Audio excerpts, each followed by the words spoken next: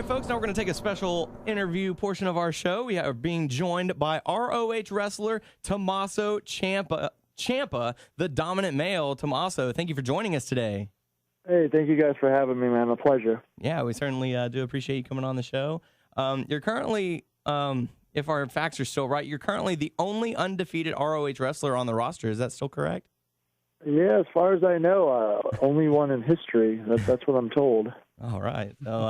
So very nice. We certainly do appreciate you joining us here to promote Final Battle 2011 coming up on Friday, December 23rd at the Hammerstein Ballroom in New York, New York. Definitely want to go and check that out. It's Richards versus Edwards 3, the world title match. Davey Richards with Team Richards defends versus diehard Eddie Edwards with UFC Hall of Famer Dan the Beast Severn. Also going to have a World Tag Team title match, Shelton Benjamin and Charlie Haas defending against Jay and Mark Briscoe.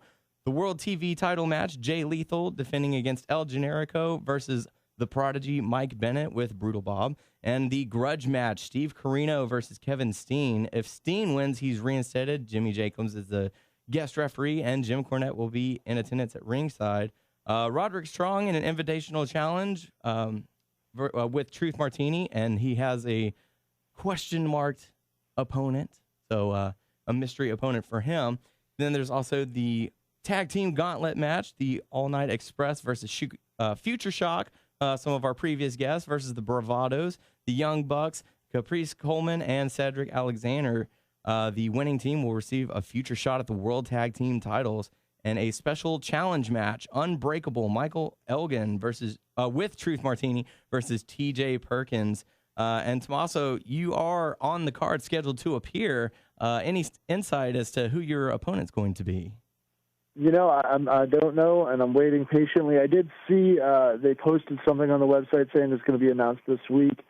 I've heard some grumblings and rumors about, Chris Hero possibly doing one more shot and Nigel McGuinness coming out of retirement.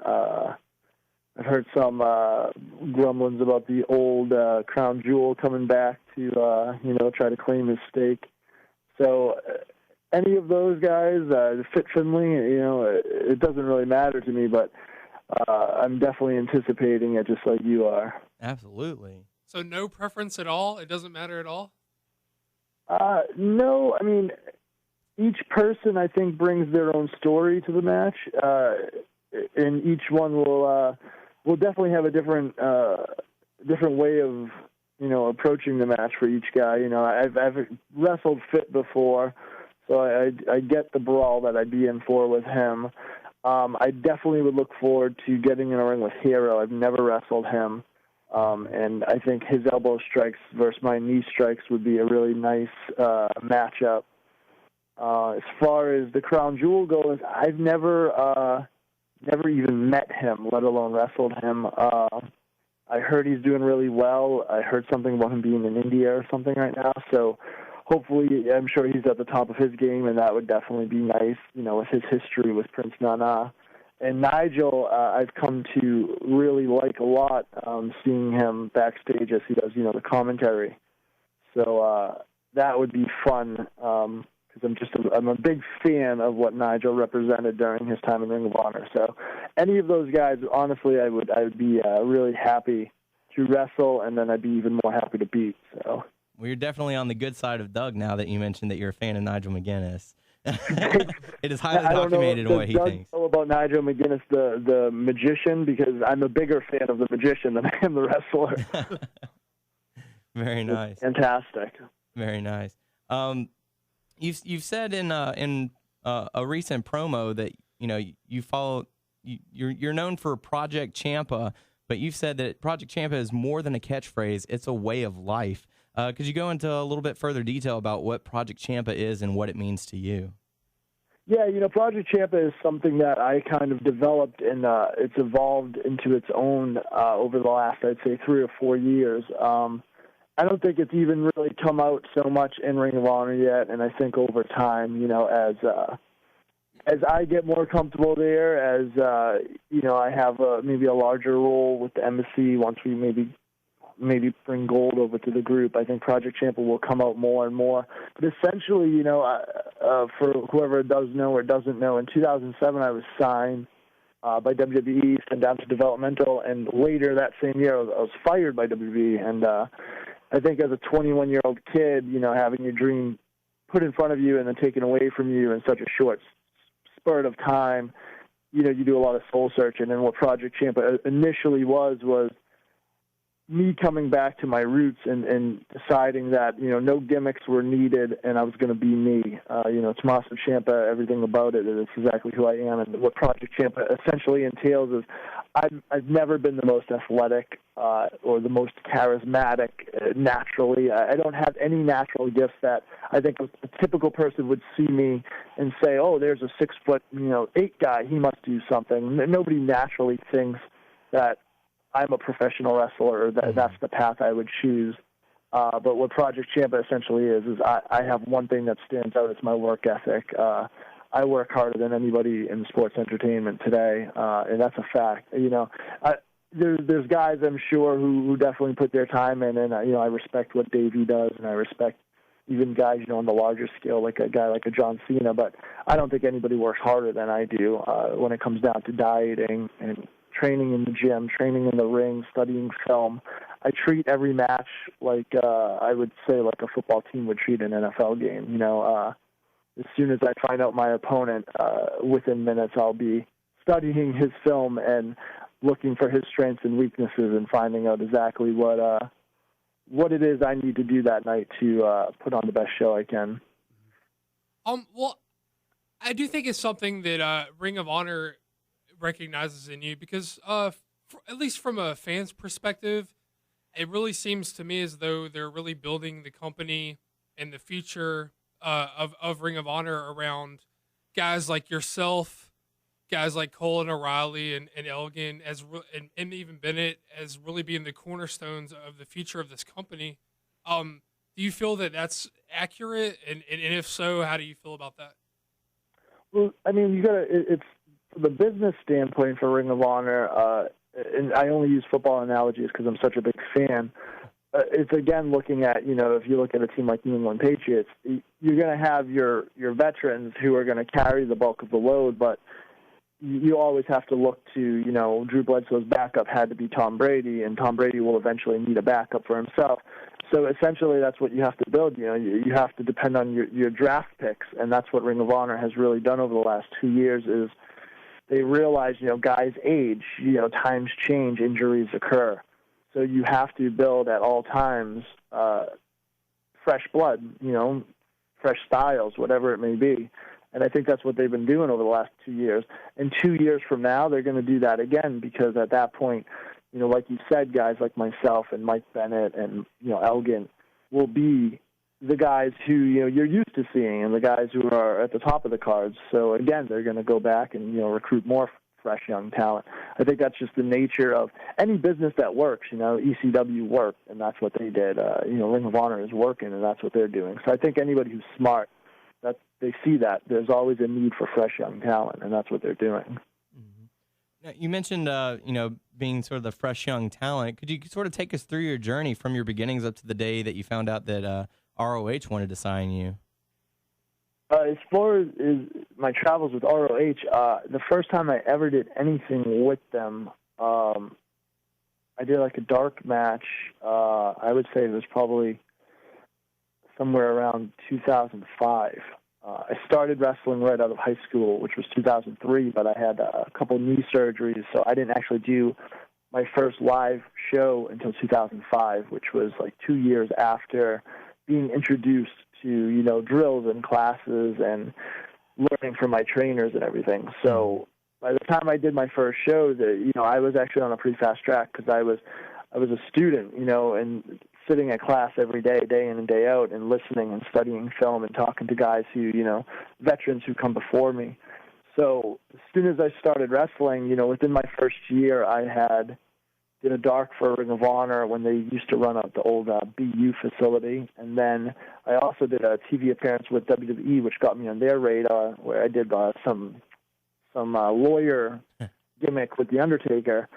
And so within my first year, I mean, I felt like it was great. It was like, everything you would dream of. I was on the top company in the world's radar. I was on the top independent company in the world's radar. And from there, it kind of snowballed to me getting the developmental contract. And then, like I said, being released from that contract when OVW closed doors, and went to FCW. It was about 20 or so of us that got released together. And then from that point, I spent some more time in New England. I went down to Harley Races School for a while, and then I did a camp with Cornette that started to get me looked at, I think, a little bit by Ring of Honor. Cornette was really happy with me, especially my ability with the microphone. And I did a match with Christopher Daniels for an independent show, and Christopher Daniels, I could not praise that guy enough. He didn't know me from a hole in a wall. We had it was like a 5-way match we did. I was only in the ring with him for about 5 minutes, and I know that he helped me out a lot as far as just, having a veteran like him who's, everyone trusts his opinion, and he definitely backed me and brought me a look by Ring of Honor, and that's what, between him and Prince Nana, that's what kind of led to me getting my foot in the door this time around and, doing HDNet and now doing Sinclair Broadcasting with them. Yeah, very nice. You have quite a good track record as far as trainers. You were trained by the late Killer Kowalski, Harley Race, Mike Hollow, Spike Dudley, and also Al Snow. Could you give us a little insight on what they taught you and how it affected the way that you look at the business? Yeah, my trainers my trainers are what I am today in the ring, for sure. And I think it's a funny thing for me is I'm a very slow learner, I've noticed, where I'll learn something, and even if I can physically do it in a ring, I don't think I quite comprehend it and digest it until probably months or years later. For instance, when I first started, before I even started training, I used to go sit and watch Killer Kowalski's class for a whole summer. That's when Eddie Edwards was there and Slick Wagner Brown. And Killer kind of, at that point he was out of the ring. He helped me a lot with, giving me weightlifting tips and diet tips. He was known for being a vegetarian and everything. And that's stuff that today I actually find myself utilizing probably more than I did back then. With Harley Race, I don't know that I improved drastically while in Missouri. As soon as I came home to New England, though, it was like night and day. It was like all of a sudden everything he applied with me. And with Harley, again, he didn't get in the ring, but Harley was awesome because I could go to his class early, and he would sit with me and watch tapes and literally pick them to pieces. And to have a guy like him picking the tape to pieces is completely different than, what you're going to get by having a guy who's been around for 5 years or 10 years or even 15 years for that matter, picking apart tapes. So he gave me a lot of insight, and I think my psychology today relies a lot on Harley Race with, I constantly hear people tell me that, if there is realism in pro wrestling, that's what I do. And I always try to keep that mentality at all times. I fight when I'm in the ring, and there's no ifs, ands, or buts about it. Every single time I'm in the ring, I'll fight. I don't try to run any choreographed sequences. I try to fight and let the better man win type of idea, and that's from Harley Race. But everybody played a part. Another guy you didn't mention, Jim Kettner, played a huge part in teaching me the business. It's great. The more people you can learn from, anybody out there who's thinking of getting into the business. Anybody who's in the business and in their first few years, just keep going to different people, and try to spend, top 6 months in each place. Create your own territories. That's what I always wanted to do, and that's what I tried to do with my career. Just pretend territories still exist. Hit New England for a while. Go up to Midwest. Do whatever you have to do and just get experience. Yeah, just something to get your name out there. Yeah, it does. It helps a lot, man. And it's great, too, because as soon as you feel like you're over in one promotion, leave it. That's essentially what I tried to do. Like Chaotic Wrestling is where I started, and I felt like I was over there after a year or so or two, and it's like, what do I have to prove in front of the fans that they've seen me time and time again? It's almost like I don't have to do anything, and they're going to react to me, and that's not going to help me as a wrestler trying to, get over on a larger scale. Go out to some place like Missouri or Kentucky where no one knows who the hell you are, you're starting from scratch, right from the entrance. It's like everything has to change. You have to earn everything again, and that's the best way to do it. And now with Ring of Honor, it's like, there's never been a bigger challenge as far as those crowds. Those crowds they're intense and they're passionate. So you walk up the curtain, you have to earn everything you get from them, and it's just a process I'm going through right now, and hopefully over time it gets better and better. You had a submission match with Daniel Bryan at the beginning of the year. Who else would you like to have like a submission match with? I say guys going right now. I would love to work with Kurt Angle. That he'd probably be one of my dream opponents for sure. I worked AJ Styles once in a three-way years ago in like 2007, and he's hands down the best guy I've ever been in a ring with. And I would love, now that I've evolved over the last 4 years, I would love to get in the ring with AJ too. I don't know if that has to be a submissions match per se, but I would. Well, I mean, just a submission match, or any other match, or. Yeah, I mean, submissions would definitely be Kurt Angle. As far as any other match, I would love to be in there with AJ. And I think my dream since I was little, and now it even stands stronger because of how Undertaker streaks evolved. I always, when I was a little kid, wanted to wrestle Undertaker, and I want to wrestle Taker at Mania. I say it only with a 10% joke to it. Like I truly want to wrestle him at Mania, and that's my business plan. If somebody says, "What's your main goal?" It's not even. I don't even care what main event WrestleMania. I want to wrestle Taker at Mania. So whether that means he comes out of retirement or that means that's the only match he does that year, I could care less. That's what I want to do. Who goes over? I could care less. I want to be a part of the history of it, and I want to take a shot at him. I've always thought, that if or when anybody beats Undertaker, it's going to be because Undertaker decides they're going to beat him. Right. And so if you're the man chosen, God bless you. And if you're not, then I think the goal is to put on the best Undertaker WrestleMania match in history. And you have some serious work ahead of you between, the matches he's had recently with Taker and Triple H. Mm-hmm. But yeah, it'd be great, though. A lot of our previous guests have said that, like anyone who gets into the business, you started out as a fan.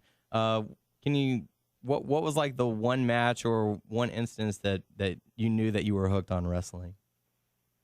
I don't know. I think there's different levels. When I was a little kid, I was a huge Bret Hart fan. And I remember a Saturday Night Main Event match where he was wrestling Papa Shango. And I was in legitimate tears, crying, thinking, like, how is he going to beat, like, Papa Shango has this smoking skull. Like, what, I just didn't understand it. It was like, this guy's not even human, and I was trying to explain it to my dad. My dad was an avid wrestling fan when I was little, too, which was awesome because, I mean, to this day, there's nobody I've ever seen at a live show that gets more into it and more involved than my dad does. I have a funny story about that, for instance, which I'll get into. But, like Papa Shango and Hitman stand out to me. When I was a little bit, maybe I was a little into the business, Kurt Angle and Benoit at the Royal Rumble, that was in the Garden. I was there live. That was, like, surreal. Like, you can never, ever forget, Mm-hmm. I don't know if there's any other, like, specific moments, but I also think you evolve. Like, you start as a fan of, like, glitz and glamour and larger-than-life and superheroes, and I think you get into it, your teen years, if you keep with it and you stay passionate. A lot of guys probably get with, you can make money, you can travel, there's girls. It's like, so it's like new things that interest you. And then when you get into the business itself, it's like you almost... It's hard to take at first because there's a business behind all of that. There's politics behind it all. Mm-hmm. And it's tough to stomach at first. I mean, everyone I've ever talked to has moments where they're like, man, I just wanted to quit, and your passion keeps you going, but it's tough. And if you stomach it and you get through that initial shock factor, there's all sorts of different things from there that you fall in love with, to this day, whether it's hanging out with the guys on the road, it's long car trips. I mean, everyone has different things. Some people just love being at different hotels. Everyone falls in love with different things. But it's a journey, and at the end of the day, as long as you get to go through the curtain and feel the like momentary high of being the only person in the world, I think it's addicting. So Very cool. I'll tell you a funny story about my dad. Yeah, let's go into the question about your the story involving you and your dad. Yeah, so like I said, huge fan. I mean, it's to the point where, like, I mean, if you tell my dad wrestling is fake, he will tell you 1,000 reasons why it's not, and he's never been in a ring. So I was in chaotic wrestling, and I was wrestling in a feud with a fellow named Brian Malonis. And Brian Malonis is about 350-pounder. He's one of the big guys, He does all the big man stuff, ass in the corner type deal. And we're in a feud, and part of the match, I got tied up to the ropes. I was defenseless. Here comes Brian Malonis out through the back door of the arena, and he throws my brother over a barrier and starts attacking him. And my dad, not quite comprehending what's going on, like loses his shit. I'm sorry if I'm not supposed to swear. Loses it though. Goes nuts. And literally swings as hard as he can, lands a punch right on Malonis' chin. Security now, this being independent wrestling security, is trying to get my dad, who's like 6'1", and he's a big dude himself, like 270, off and away from Brian Malonis. Now real cops are coming in, get my dad away from him. Malonis carries out what he was doing to my brother, which was like this awesome, senton thing onto like a barricade, whatever it was. It was phenomenal looking. And at this point, my dad is outside the arena with cops, like, threatening to arrest him. My mother's practically in tears, not getting what the hell's going on. And the fans are literally calling 911. And, like, not like joke 911, like, legitimately, like, we have 2 fire trucks pull up, ambulances, the whole 9 yards. Had to get my brother the hell out of there, and, we had to take off. And it was unreal because, like, literally for about a month after that, I was getting random texts and stuff from, local independent wrestlers like, hey, I heard about what happened at the show. And I remember the first thought in my head after it all went down was I texted Al Snow, because when we were in Kentucky, he would constantly say to us, you have heat, or you're over when you can get the crowd to riot, and that's no one does that anymore. And and everyone looked at Al, like, cut the shit with your stories about fucking 1980, things were different. And that day, I remember texting Al and be like, hey man, you're never gonna believe this, but I just got a whole crowd to like jump a barricade, call 911, and I had ambulances show up at an independent wrestling show. So to this day, though, it's funny, man. If it comes up with my dad to this day, though, it's kind of just like part of him will just, part of him's embarrassed, part of him is like gets it, but there's a big part of him who's just kind of like, well, that son of a bitch deserved it. He put his hands on his son, And it's funny, man. Even like, what was it, a weekend or two ago? He comes out as often as he can to shows, and I had a show in Providence, Rhode Island. I was in Boston, Mass, and just a week or two ago, Mick Foley is the special guest referee, and in the match, Mick Foley gives me a low blow. And I kind of pan the crowd and see my dad standing up, red in the face, at the top of his lungs. Mick Foley, you're an asshole. Well, fuck you then, Mick Foley. Fuck you, you asshole. And I'm just looking at him like, of all the people in this, 300-400 people there, and I'm like, of all the people, the one crazed man standing out is my, I'm proud of it. I love it. I'm never. That's awesome. I will never tone him down, and I'll never tell him how to react. I tell him, go out there and share with who you want and boo who you want. You're a fan. Just do what you want to do. That is great. He's a trip, man. He's good. It's good to have like the family bonding, I guess you could say, and yeah, it's great. I've been blessed, man. My family, my brother is my biggest supporter since day one. A lot of crap goes down in your career between the travel, being fired, whatever, the injuries. I've had 3 knee surgeries now, and I've had a lot of big scares, and a lot of people, the doctors or family, whoever, they're concerned, they tell you to stop doing it, and I'm lucky, man. My brother and my dad never once have said, maybe you should slow down. I think they just look in my eyes and they just say, oh, well, he's going to keep going. But it's cool. They respect it, and they're good about it. And I feel like if the day ever came where I was Mickey Rourke from whatever the hell the wrestler movie, my brother would be the one, letting me crash on his couch. So it's a good deal. Yeah. Let's say 5 years from now, where would you like to be? At the top of ROH, or do you think you want to be on the road to the top of TNA or WWE? Hopefully, Wrestle Taker at Mania. If not that, I don't know. I don't think long term anymore. I feel like 5 years in this business, with the beating that we take, is actually long term to me. I plan short term. I know 100% I'm with Ring of Honor until December of 2012. Not to say that I'll be leaving after that, but I know I'm with them till that point. And as long as I stay healthy, the goal last year, I watched Final Battle from my house, and my goal was to get on Final Battle, and I'm on Final Battle. So my goal for next year is to be, I never care if I'm main eventing a show. Heck, I don't like main eventing a show because they've already seen everything and they're tied. I want to be the most talked about match for next year's Final Battle, which to me this year, it's a toss-up. You got Davey Eddie, but then there's so much talk about Steen and Carino that I think I would argue that Steen Carino is the most talked about match.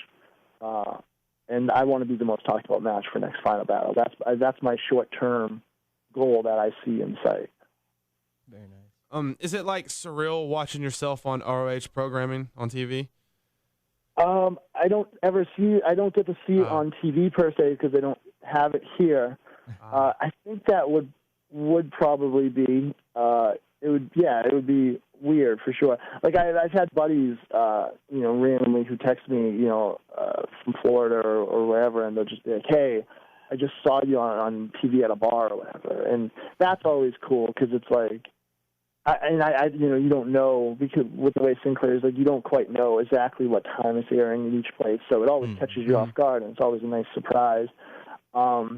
Seeing myself just in a Ring of Honor ring, though, I mean, it's a nice feeling for sure.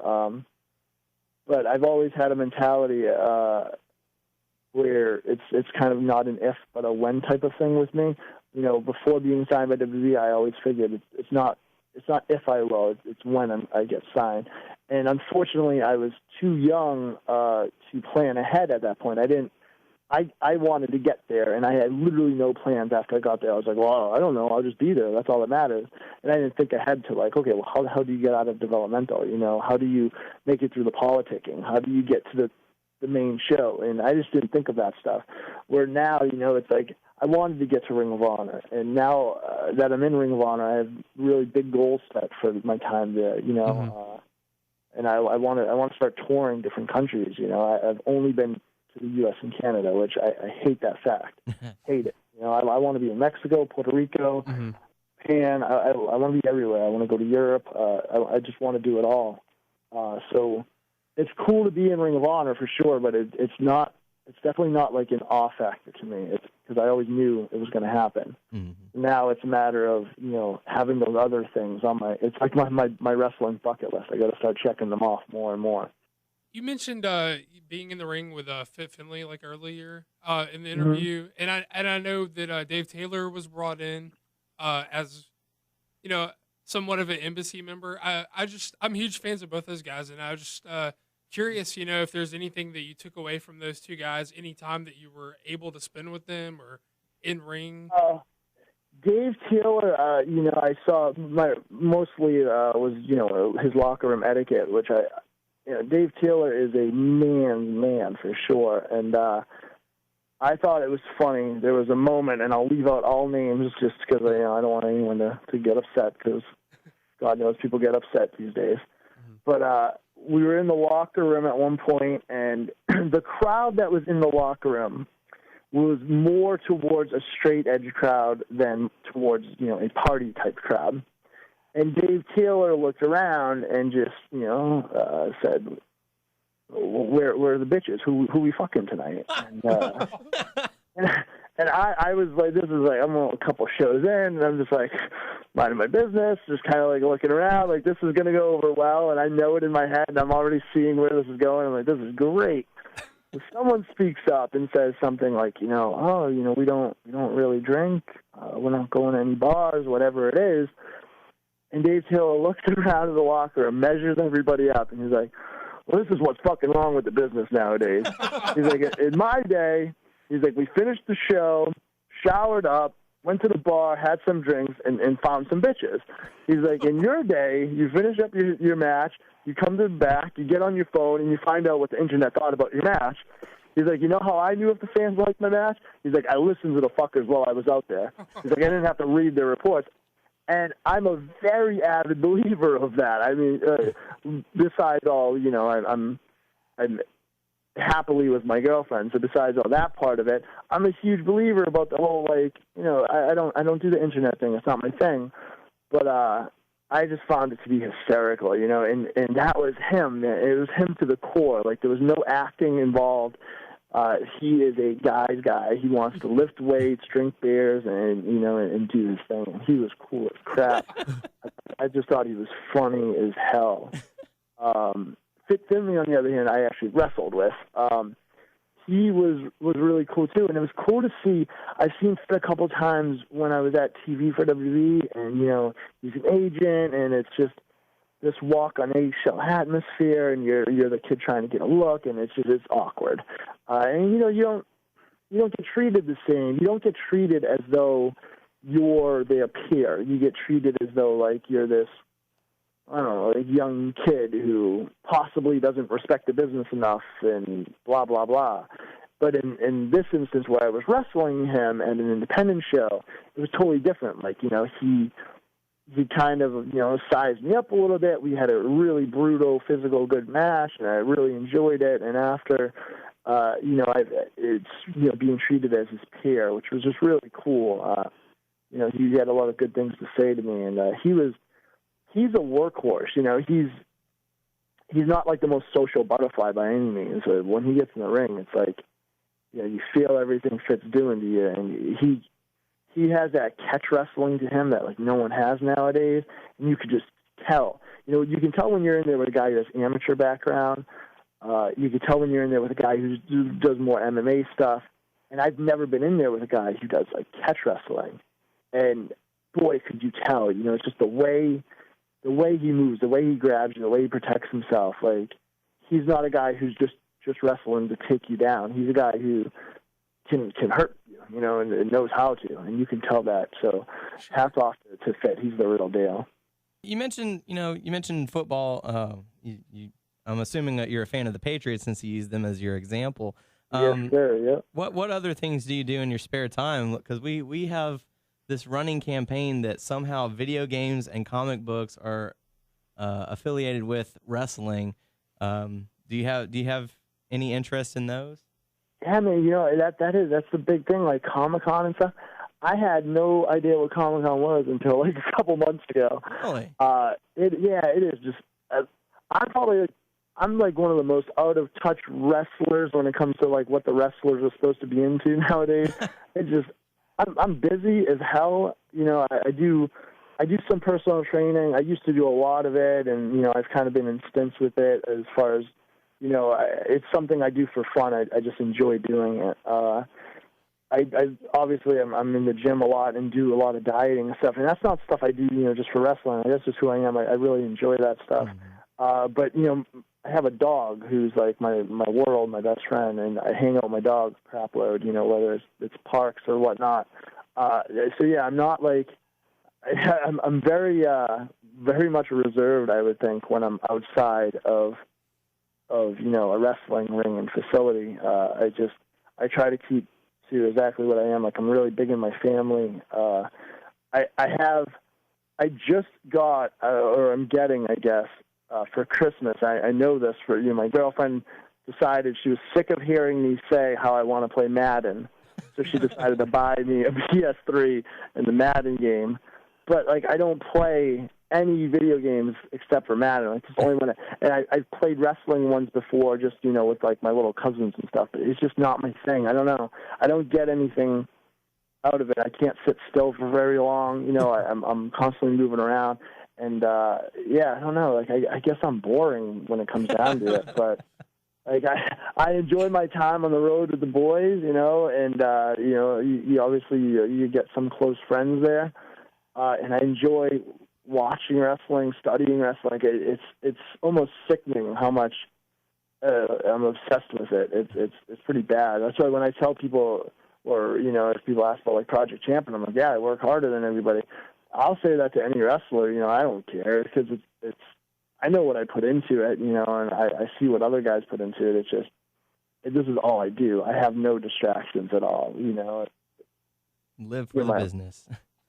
Well, yeah, I do, you know, and I've heard the good of that, and I've heard the bad of it. You know, I definitely, you hear horror stories sometimes about, like, I don't know, there's a guy, Steve Bradley, I don't know if you're familiar with him.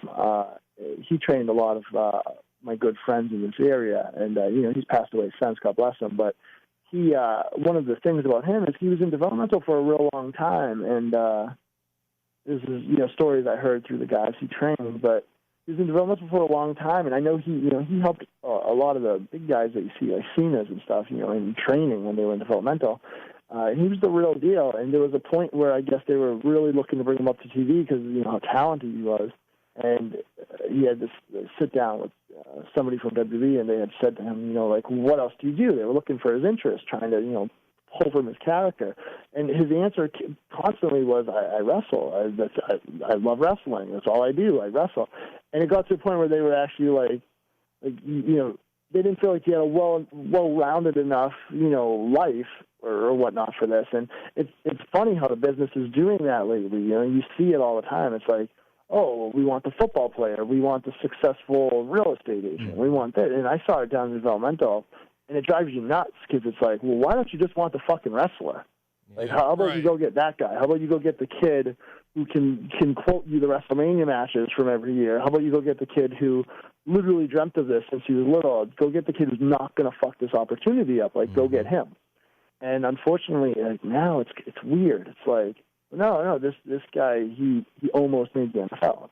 I don't give a crap, you know. And you get these guys who just, you can't just learn how to be a pro wrestler. You know, you have to feel it. And I know that's a little off topic from what you were saying, but yeah, it's like, that's all I do, man.